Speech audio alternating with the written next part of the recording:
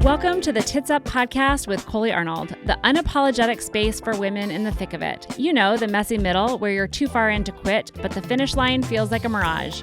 Where the pressure is high, the stakes are real, and every win feels hard-earned. This isn't a highlight reel. This is the unfiltered truth about building a business, holding your life together, and finding your fire when it would be easier to burn it all down. If you're tired of fake perfection and ready for the real, raw conversations that make you feel seen and lit up, then grab your coffee, your courage, and let's do this. Shoulders back, head high, tits up, girlfriend. All right, today we are going to be talking with my friend and personal business lawyer, Sara Gilliland. She's going to share with us her journey as a business owner from massive success to a medical emergency, and then how she found her way back to entrepreneurship, but building it the way that was true to her and in full alignment. I am so excited for you guys to hear this story and hear the amazing things that she is doing to make it easier for entrepreneurs like you to build a business that is protected and aligned. Hello, Sara, and welcome. I am so excited to introduce you guys to my next guest, Sara Gilliland, and she is actually my personal business lawyer, and we're going to talk about some juicy things today. So buckle up and get ready. Are you excited? Yeah, I'm so happy to be here. Thank you for asking me. When you gave the invite, I think I took maybe 0.5 seconds to schedule my time and be here. I love it. Happy to. Yes. So thank you for being here. And I want to dive in with your story because you have a really fascinating story. It is full of burnout and success and, everything that kind of really does go into an entrepreneurial journey. And I'd love to have you share that with us today. Yeah. Okay. I'll dive in and try not to take the whole time. I'll give the high level. No, we like the juicy stuff. Yeah. So, I'm a lawyer as was established, and I'll get the question on, when did you know? How did you decide? Mm-hmm. And literally my entire life, I knew I was going to be a lawyer, not because I had some passion for justice, which that too, but because starting very young, people would tell me I should be a lawyer. Oh, so you were that little girl that was just powerful, and people saw that in you. Yeah, which is really fun. I was a little girl with opinions, and now, thinking back, I don't think it was a compliment any of the times. Right. I think it was like let's shove this little girl in a box where right now she'll shut the fuck up. Can I say words? Absolutely. Where right now she will just freaking zip it, and we can try to push this energy to her adulthood. Right. But the pieces, 5, 7, 12, 15-year-old me put together was we were so poor. We were super poor. I remember all of the times that our electricity would be cut off. We would be cooking in the outside grill because we didn't have gas or electric inside. Our groceries if we had groceries, would be in a cooler. We'd be in the church line to get food. So just very, very poor. And my couple of friends that had lawyers that were for parents, they drove bougie cars like Toyotas. Right. You're like, I want that. They could get Chick-fil-A at the mall. Not on Sundays. That was pretty special. That was pretty special. And so I was kind of piecing these little puzzle pieces together. I didn't know all the jobs that were out there. Yeah. I didn't have really mentors to guide me on those things. I didn't know all of the options, but I knew everybody seems to think I should be a lawyer. Good or bad, that's what's decided, right? That. And lawyers could pay the bills. Yeah. So that was it. That was the decision. And I even remember through, you mentioned burnout, through one burnout phase in law school, which I think every law student is burnt out. Yeah.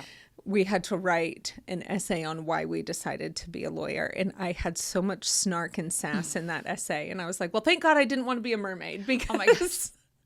Whatever, a little bit more difficult. Whatever I was told I was going to be, I just went with it and never thought again. But here I am. And I just so happened, because of my vintage, to have been finishing law school in 2008. Okay. So we won't do the math, don't worry. Major market crash, yes. Though. Lawyers were starting salary at $35,000 a year. Okay. at the time for reasons that don't matter, but we had my 2 kids and my nephews were living with us too. So Okay. I had 4 kids that were responsible for their childcare. And so the childcare costs more than I could make in a salary.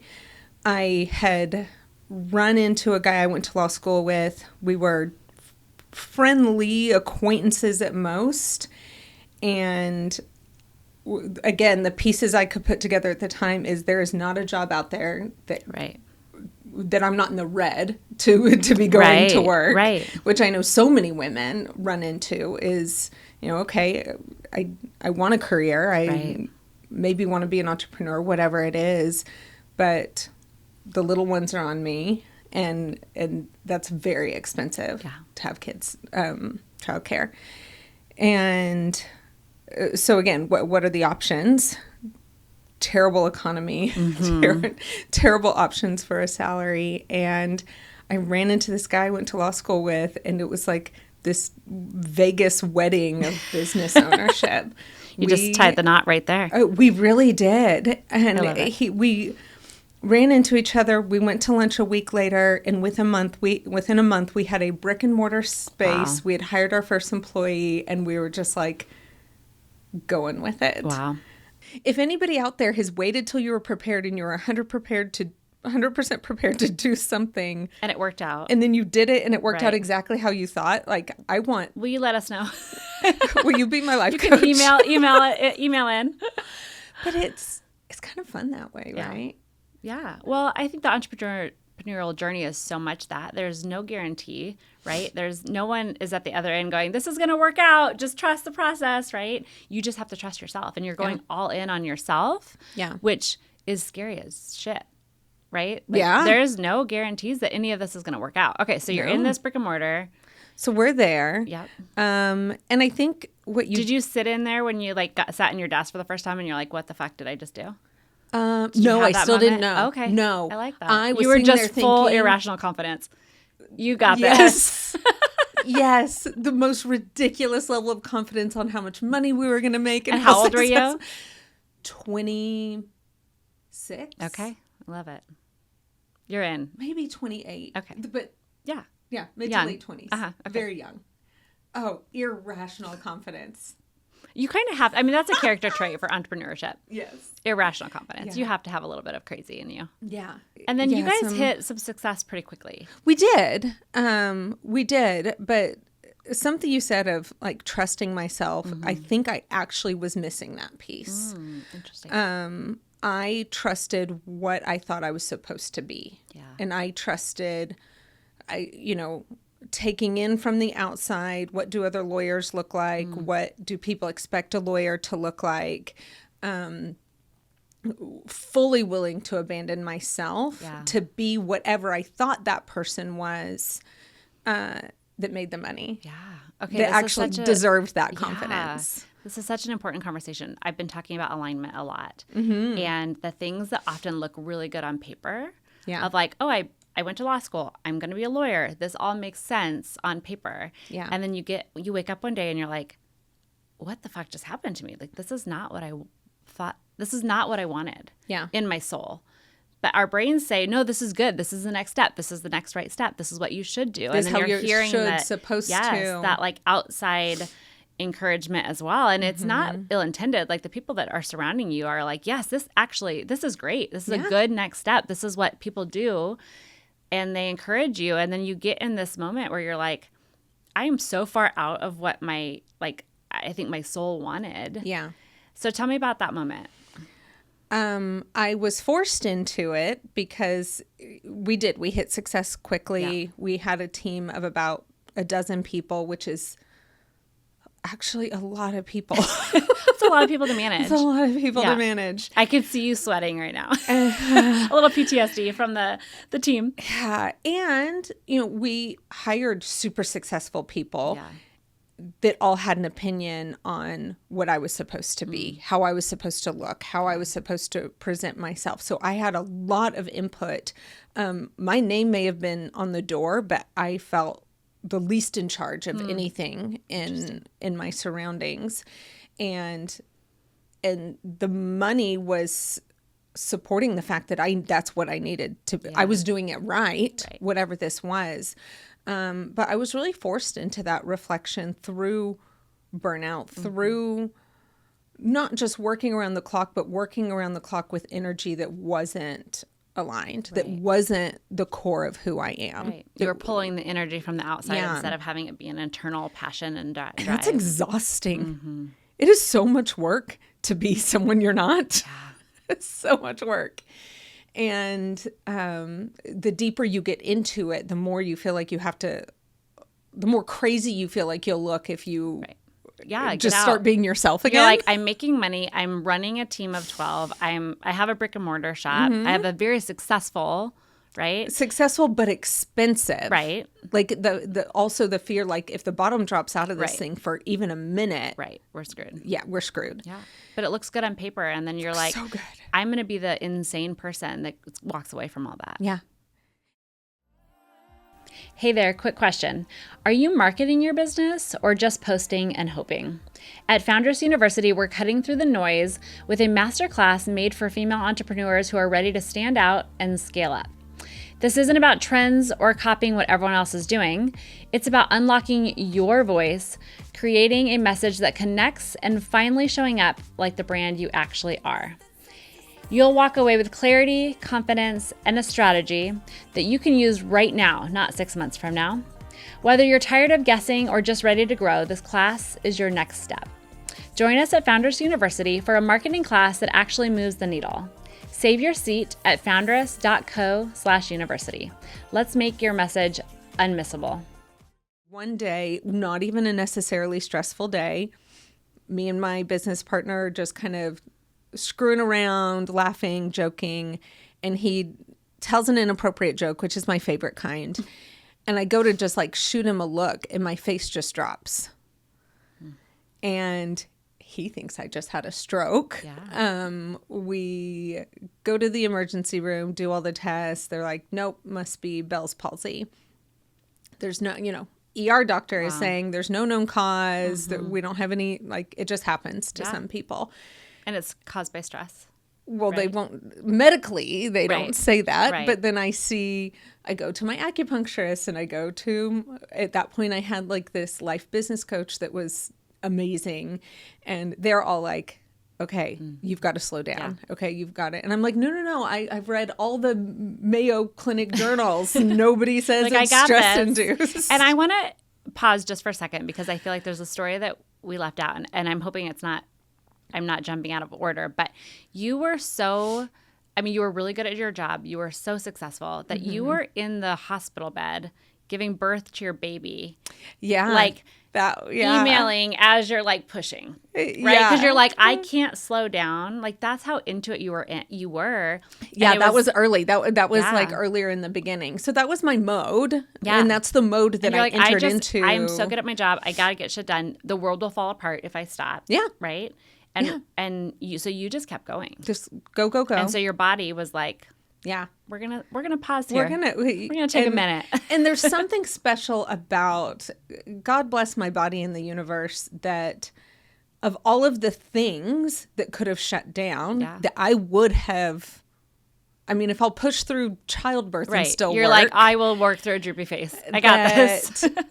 Being the face of the company, being the person that is looking at and talking with all the clients, and I can't even form a word because half of my mouth doesn't work. That was a very divine way to stop me, because most other things I would have still just pushed through. Break my leg. Right. I got this. Have a baby exiting my body. Meh. But I will take that phone call. Thank you. There was something about the vanity of that role. There was something about actually being face to face with people, being one of the main communicators of the business, and I physically could not do those things. And it was a short pause because I did have some really amazing people in my sphere that forced me to reflect and forced me between acupuncture, actually working on it, Right. and some really profound connections that my life coach at the time made for me. So how did training go? Great. You loved it. Loved it. Okay. And in the setting of that, just kind of things fell perfectly that, in about a 3-year period, this happened. We had the opportunity, it created some extra rub between my partner and I, and he and I were in more conflict than we had been in all the years of our business together. We had the opportunity to sell the main money-making part of that business, and I got the opportunity to move from Texas to Arizona. Okay. So these gifts all just kind of laid themselves out there. Yeah. And that's when I met you. Yeah, we met at that time. To Arizona. And I remember you coming to Foundress, and you're like, I'm actually not sure why I'm here, because I will never, ever be a business owner again. Yeah. I had no interest in being an entrepreneur or a lawyer. I was a retired lawyer at the ripe age of 35. And you were very adamant. I mean, it was almost like, I remember just this guttural reaction of like, when anyone brought up, like, what do you do? What do you do? You're like, I do not run a business. Like, I will not run a business. I don't know what I do, but I can tell you what I don't do. I don't have any other idea what I'm doing, but I will not do that. Yeah. And I got to be kind of on the front seat of your journey. You realize, like, I actually have such a gift. And I think there was a realization that you came to, which I think is so important. I hope you hear this, that like, you didn't have to do it the way everyone else thought you should. Yeah. And you had lived this life based off what everyone else told you should be doing and how you should show up. Mm-hmm. And it wasn't true to who you were. No. And you had this divine intervention, this move, right? Mm-hmm. And then you were able to go, I actually can do this, and I can do this differently. And I can show up in a different way that's truly authentically me. Yeah. And that's what you did. And the Foundress, I have to say, was a really big part of it, because we met very shortly after I moved here, and I just didn't know where to find grownups. Yeah. We did not move here with any support system, any friends, any family. Right. We needed that. That was excellent for us. I didn't feel like I was missing anything, except for it was the summer in Arizona where a lot of people exodus for the summer. And I'm kind of like stuck in my 4 walls and just needed some grown-up interaction. And I came to the Foundress because I had asked my husband to ask the women at his office, like his boss is at the time at that company was a female business owner. Okay. They had women in their marketing team. And I'm like, even if it is entrepreneurs, like where do grown-ups go? How do I meet women? Yeah. Mom groups I knew. I shouldn't say I knew. From my experience, I felt like mom groups were not it. Yeah. And your kids were a little bit older at the time. And at that time they were 6 and 10. Okay. So I maybe could have done the mom group thing, but I didn't know how to relate to them. I had been an entrepreneur and a business owner. So I was like, I don't have to have a business. I'll just go hang out with the other people that do. And it was through a series of about 3 or 4 people. It was Foundress's first annual, so Foundress was a year old, and it was the first annual party. Mm-hmm. And a lady that I had been introduced to, she was like, you know what, I got tickets to this thing. I'm going to not be in town. Do you want to just take my ticket? And I just showed up, walked into the Scottsdale Resort. 300 people there. It was packed. Yeah. It was so full. And I was like, okay. And the first table I walked up to, Sara Chambers. Perfect. And I was like, she looks like she will be my friend. And I literally walked up to Sara Chambers and asked her, I was like, can I stand at this table with you, and will you be my friend? And she was love it. I mean, Sarah. Oh, yes. She's like, absolutely. She's like, yes, friend, let's go. But then joining, and I was like, well, this is my vibe, because there's so many different vibes of people there. And in joining the Foundress and going to the meetings, that is somewhere that I saw and felt permission that there isn't one right way of doing it. I saw women in that room. One woman is breastfeeding, and another woman is like suited up, and another one is 60, and another one is 20. Yeah. And somebody's in pajamas, and somebody else is like wearing a Scottsdale hat. Right. And I'm like, okay. Like, these are my people. These are my people, because it's everybody and anybody. Right. And in a way that felt effortless. And maybe that table isn't so much my vibe, but that one is, and nobody's mad at each other. Nobody is shit-talking each other about it. And it was just an environment that I felt so safe to just like breathe and not have to be like in my head figuring out, well, how do I need to act and what do I need to wear? Right.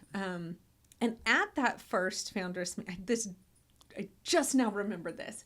At that first Foundress meeting, I had kind of been hectic to get out of the house in time, and I was just wearing like a sundress. Uh-huh. And I was running around like probably poop scooping and then putting laundry in, and then I'm like, oh gosh, I gotta go. I jump in the car and I get halfway there and I realize I'm still just wearing my Old Navy flip-flops. Amazing. And I wanted to throw up. Because had I shown up somewhere in my first firm, had I shown up somewhere with Old Navy flip-flops on, it would have been tragic. Right. It would have been a sit-down conversation with my partner or my team telling me that I'm not representing the company well. Wow. So I wanted to throw up. Yeah. But I was like, okay, well, I either go home and not go, right? and not go, or I just go see in my what flip-flops. happens. So it was like the nightmare. And Sarah was probably like, cool flip-flops. Yeah. It was the nightmare version of like showing up somewhere naked. It was that equivalent. Yeah. And I'm like, we'll see how this goes, right? We'll see how this goes. And if anybody could have given two shits at the fact that I nobody cared. No one cared. And there was little tiny things like that really just gave me permission to just take a breath and feel into who I was and who I wanted to be and what I wanted to do. So good. And the Foundress, like having rooms like that was critical to it. And then like you said, 2018, I was retired. I was never going to be a lawyer again. Yep. 2020, I was like, wait, I'm actually good at this. Mm-hmm. It doesn't have to be thrown away with the other parts. Why don't I go back out to that trash bin and pick out the good parts and do whatever the fuck I want. Mm-hmm. So that's what I'm doing today. And I love that. And you've done such a cool, like watching you evolve into this, like you were so against it, so triggered by the fact of like, I'm never doing that again because it wasn't aligned. Yeah. And then you were able to, I love the like picking the parts, like pick out the parts that felt really aligned and truly you. Mm-hmm. And then you were able to create a company around you, which is so powerful. Mm-hmm. And I want to talk more about that. But I just posted yesterday about someone asked a question like what industry is kind of really calling women? How can women step into certain industries? And my answer was, you could do anything. You could go to any industry as long as you stay aligned to who you are and show up as you are. Mm-hmm. And you are such a perfect example of that because you did it the way others wanted you to. Yeah. And it didn't feel good. You burned out. Yeah. You had hated it. Yeah. A medical emergency. Yes. And then you were so against it. And then it was like this almost like as you were able to soften to the idea of like, oh, I could do this my own way. I saw the power kind of coming back into your body. Yeah. I feel like you're like, I can say the F word while I'm doing my business. I can wear whatever the hell I want. I don't have to cover my tattoos and I can get more. I don't have to be in a suit and be in the courtroom, which you hate. Yeah. So I loved, like, can you talk a little bit more about how you kind of slowly piece that together and then what you do now and how you really made it your own? Yeah. It has definitely been a handful of years of like start and stop and back up and stepping into things that feel scary, seeing how it works, stepping back out and kind of evaluating, was that as scary as I thought it was going to be?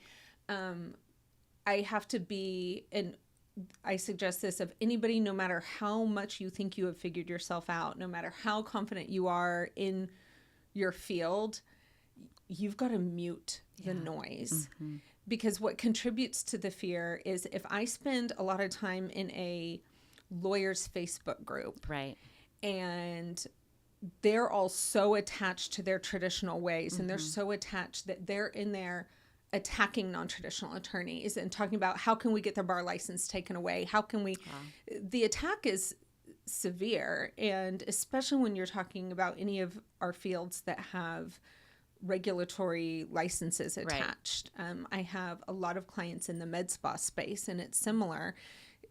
Nurses and nurse practitioners that are going into injections and injectables, right. It can be really cutthroat. And as soon as they cross somebody's path, how do we report them to the boards? Yeah. How can we? And that is scary because right. that can take your livelihood, and that can just freeze you from moving forward. Right. And so that has been, I think that definitely applies to anybody that has regulation behind them. But we all have, I don't want to get too law technical, but we all have like FTC, like right. the Federal Trade Commission. Anybody can decide somebody's being deceptive and report. And so you just have to, that was one place of a lot of fear that I just had to shut out the noise. Right.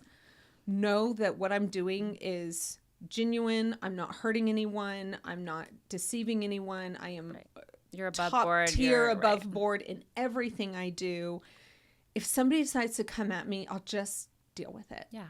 Like and that just in the sense that has to come out of my brain space. Right. That can't be a fear that's holding you back. Yeah, because, that can't be in my brain space. Because speaking from experience, like you're my lawyer, I have had many calls panicky to you, right? I'm like, what do I do in this situation? How do I, how do I deal with this? And you have always been above board. You've always been somewhere that you think about things that I would never think of as an entrepreneur, as a business owner. Like there's things that I just didn't even know existed that I needed to take care of, right? Or that would come up and it was terrifying for me. And at one phone call to you, I'm like, oh my God, I feel so much better. Like she's going to take care of it. Thank you. And so I think being able to be genuinely you and doing the things, but also staying in that. Yeah. And that's genuine to right, me. Being, absolutely. Being ethical and above board and trying to not have people spiral in fear. I really appreciate you sharing that because that's absolutely my goal.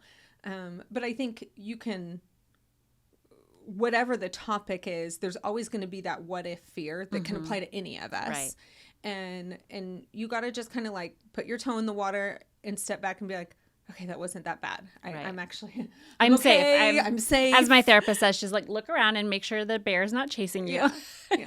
I'm like, but it could be hiding behind. I'm alive. I'm good. I made it. Yeah. And so I did have a handful of years of that, and just constant reassurance with the clients coming in, the right clients coming in, the clients that I don't look at my email or my phone and be like, oh gosh, this person again. I don't have anyone like that. Right. And not to call you out, but we're going to go here because there was a time when you restarted your business, you had a client who was on a retainer, and they were a great client in terms of finances and you on paper. Yep. On paper they looked good, but you were holding on to it so tightly. Yeah. Because it felt almost like a little bit of your old life. Yeah. And I remember having conversations with you and you're like, well, I could never stop servicing them. And I'm like, well, are they your ideal client? And you're like, absolutely not. I hate every minute of it. Yeah. Yeah. Because you were on call all the time. A lot of money. Yeah.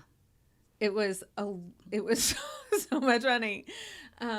But it pulled me away and it kind of required me to jump into two personalities. Right. Which is exhausting, which leads to burnout. Yeah. And we had those conversations.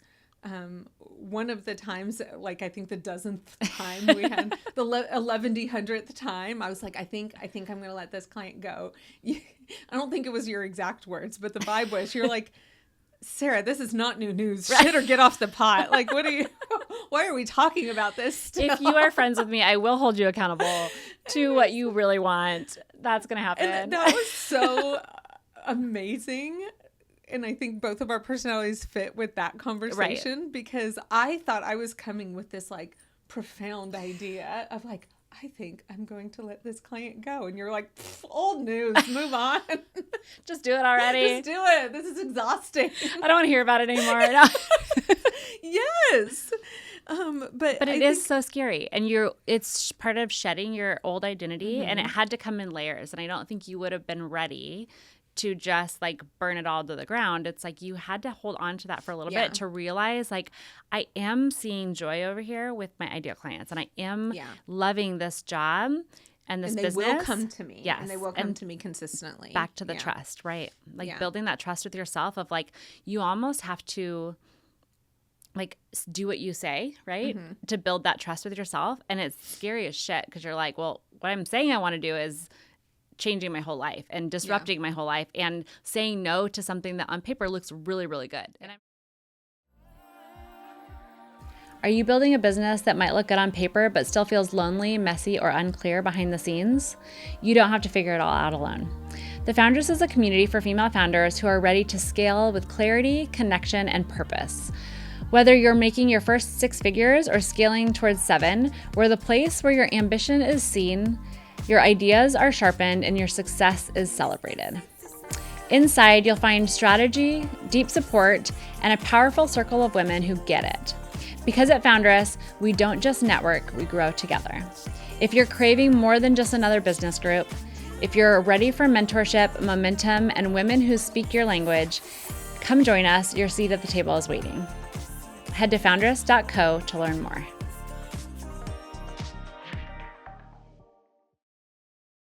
It was just a handful of months later, the clients were coming in, and another client came in that just on paper seemed so perfect. And it was going to be a longer term legal project, probably about a year, and the money was going to be really great. Fortunately, my office manager now is my sister, and she also worked with me in the first business. So she has a really good perspective of like, this has less business vibes. And a few things were happening with onboarding that client that she was like, red flag, red flag, red flag. It was the first time I just felt like I needed to test the bravery of being honest. Like there's 10 billion people in the world. We can't all be for each other. Right. I don't need to make her that potential client an asshole in my mind. I don't need to demonize her, but it's not a good fit. Yep. And that was really my first time of saying exactly that of, hey, I know we were ready to onboard you through some of these later communications. It's actually really clear we're not a great fit to work together. I think we'll frustrate each other, and what you have going on, there's no need to have frustration in it. Right. You just need to have somebody that's a better fit for you. Right. And how was that received? Not well. Yeah. Usually not. Not well at all.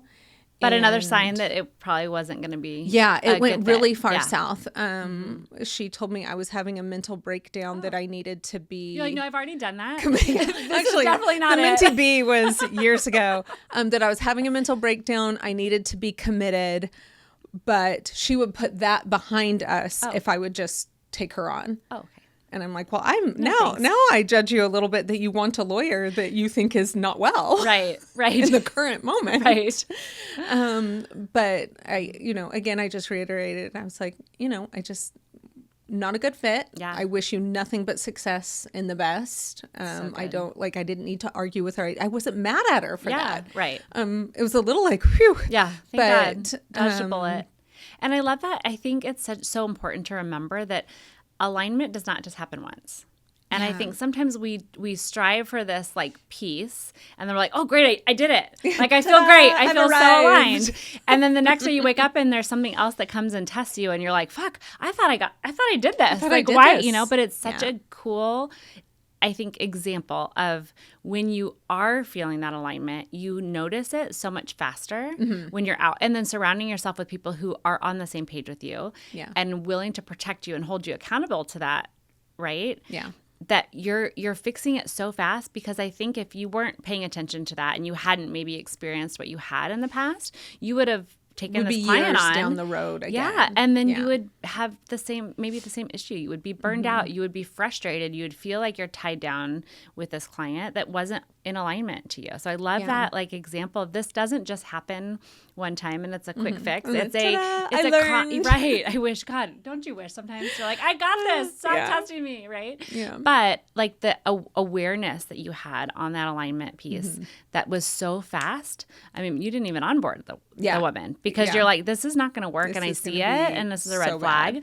And it was, the universe kissed me on the forehead, because the next day, the next freaking day, 3 new clients Wow. that amounted to the same that entire year of revenue Wow. onboarded. That's that amazing. came out of nowhere.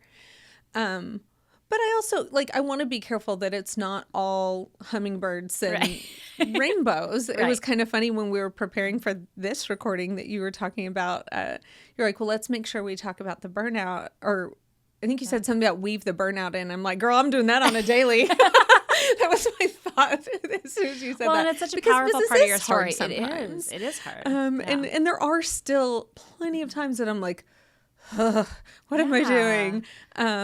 And that's just part of it. Right. So there's not an arrival. There's not it is just part of it. And I think that alignment piece, and maybe let me know if you agree on this, because I think when we are in alignment, that doesn't mean our life's easy. Yes. No one's promised that we get this, like, if you're working, it's hard and you're saying no to things that you really want to say yes to, and you're saying yes to things that you might not want to say yes to, right? It doesn't mean it's this like we're floating on clouds, like emailing, and it can still be aligned. You can have that rub, you can have that right. friction, and it still be aligned. Right. But I do feel like the yeses and the nos come easier when you're in alignment. Like, you have a more strong pull towards like, this is a yes and this is a no. And then it's almost like the guilt is way less. That right? I will say, I feel if there's such thing as arrived. Right. I'm like, oh, I'm so scared to say that. Yeah, don't say that. Tomorrow's going to be the guilt piece is pretty much not a factor. I feel so correct when I say no.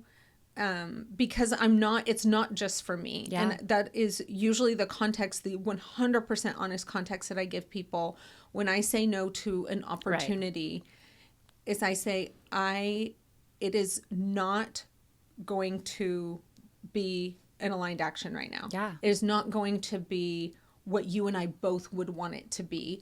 I feel like I will overpromise and underdeliver. Yep. You'll be frustrated because you rightfully expect what I promise. And I have this crystal ball that if I say yes right now, neither one of us are going to land where we want to be with whatever the thing is. And it has to be a no. And sometimes that's met with, but you'd be so good at it. Yeah. Or, but everybody agreed that you're the right person for this. And I have so much gratitude when that's the case. And when there's an offer of an opportunity that people have come together, even an individual has thought of me, I have so much gratitude, but I don't have an obligation there. Gosh, can you say that again? That's so powerful. I'll forget it. I do. I have so much gratitude. And I hope that any of these conversations I've had that I've accurately conveyed, it's not an I don't want to. Right. Usually. Right. If I don't, I will just say that. Absolutely. I'll be like, I get it. I don't freaking want to. But usually, I mean, whatever I tell you, I'm being 100% authentic and honest, but usually it is. I have so much gratitude, and I'm so honored and I'm so flattered when people think of me and are like, that would be for Sara. How amazing. What a compliment is that? Okay, so there's 2 things that you said that I really want to call out because I think it's so important. Like, you can be grateful and not obligated, right? So take that opportunity. Thank the universe, thank whoever, and then go, I'm not obligated to do that. We don't have to do everything that we feel like we would be good at, right? There's a lot of things as entrepreneurs that we can do. We like to solve problems. We like to help other people. So I love that. Grateful, but not obligated. And then the second thing you said that I want to call out, because I think it's really important, is that this opportunity is not aligned yet or right now. Yeah. And there's seasons in life that, you know, there could be an opportunity that goes, this would be really great in 2 years, but I'm not ready for it now. And I think, like you said, the universe or whoever you believe in is like rewarding you for saying, this was not a good opportunity for me. Maybe when my kids are out of the house and I have more time, maybe I could take on a client like that because I would be more available. But like you said, I wouldn't be able to deliver for you. You would be frustrated. I would be frustrated. And this is not going to work for us. And so that this opportunity might not be forever, but for right now, it's not the right time. And so the power in that, like the client that will never be good, I'm okay with being like, this is no, it's not right. Absolutely. But then when it's a nonprofit board position, that sounds amazing someday. Right. right now, I'm going to be grateful and then pissed. Yeah. And then you're going to be pissed. Correct. And that you won't be able to show up the way you want to show Yeah. up. And so knowing those things. So I think those two things, like grateful, not obligated, and then not right now, are so powerful as women, especially because we do want to help other people. We do have a lot of ability to create value in a lot of different areas. But that doesn't mean we should.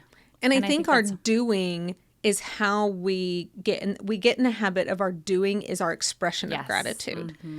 And letting just our words expressing gratitude or even small gestures expressing gratitude, letting that be enough. That you don't have to take on and do and fulfill just to show that you're grateful. So true. I love that. I do want to talk about your legal shop because I think this is such a cool thing. Yeah. Again, I've had a front seat to your transformation in this, and it's been so fun watching you find this passion in this little niche that's different. So you do have regular clients. You are a trademark lawyer. Yep. And by the way, I'm trademarking Tits Up. Can I say that? Yes. Okay, great. Thanks. I'm like, is that legal? Am I allowed to say that? Is it public record? Yes, it is. Which is so exciting and fun because I have it tattooed on my arm. So I guess I should be able to trademark it.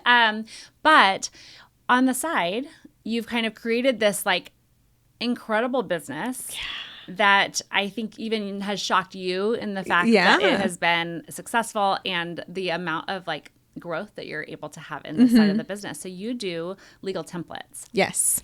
And that was born from the number of people that were coming to me. If you can't tell yet, I just have such a love for the entrepreneurial spirit. That's what I love about being a business lawyer and a trademark lawyer is I get to tinker in other people's businesses and then walk away. And as much as I said, my husband supports everything I do, I do notice a little bit of a twitch when I want to start another new business. So we can all relate to that. I equate it to women who love babies and always want to have more babies. And then they want to hold other people's babies, but they want their own. I'm that way with businesses. Human babies, not so much.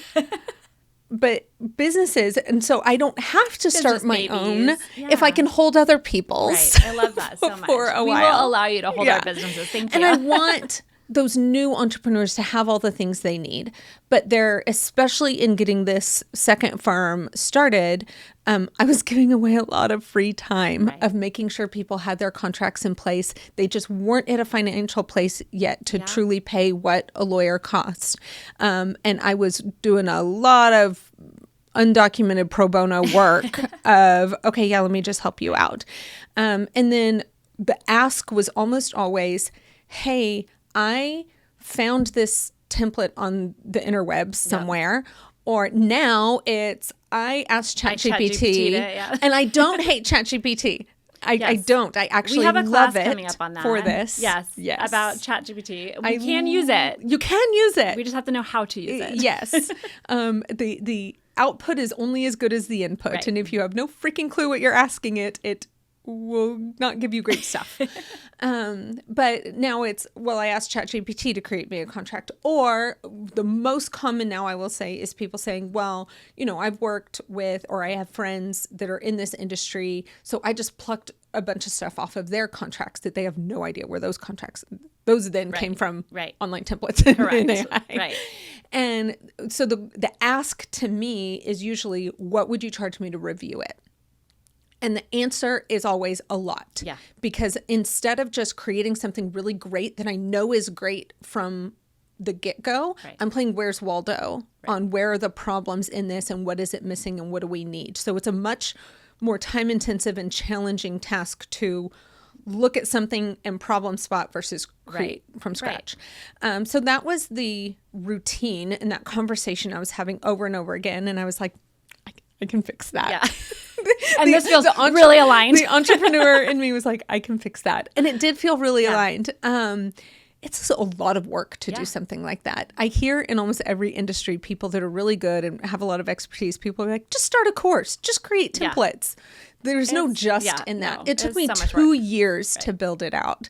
But what I did was I've created my own templates out of the contracts I draft over and over again that I use within my firm. And I took 15 years worth of legal experience and templates that I've perfected over the years.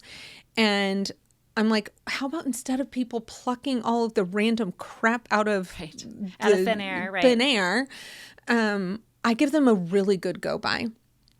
And then the second thing is, what the heck does this thing say? Yeah. So I took all of the best contracts I've drafted in my career. I translated them and retranslated them to be plain language, where unless a legal term of art is just critical to what the contract's saying, it's plain words. Which is you can such read a it. Breath of fresh air. Any entrepreneur can read it and be like, oh, I need to do this, or my client or my contractor needs to do that. And I'm so proud of that. It was such a labor of love. But now I have this really good go by that comes with video tutorials that not only is it plain language ready to read, but also a tutorial to say, hey, if you're in this industry, this may be how you want to customize it. They're not a PDF that now you're stuck with whatever it says. It is your document. It is in a doc or a Word, and you can make it, you can tweak it however you need to for your business and feel confident that you know what you just put in there. And it turns out people wanted that. Oh my gosh. So I've used many of your templates for different reasons, for my coaching business, for terms and conditions on my website, for so many different things. And I have to say, I have had been in business for 13 years. We've come along a lot of contracts. And I would have to read these contracts and give my approval on these contracts or sign it and am agreeing to something that I have no idea what I'm fucking reading. And I would be in tears. And I remember there was a specific contract I was trying to sign, and it was a big deal for my business. It felt bigger than any other decision I had ever made in a business. We were bringing on another partner. And I remember calling my friend who's a lawyer at the time. This was before Sara. Fine. BS. Fine. Which is actually perfect for you. BS. Yes. Oh my God. I think we just made a little tagline for your business.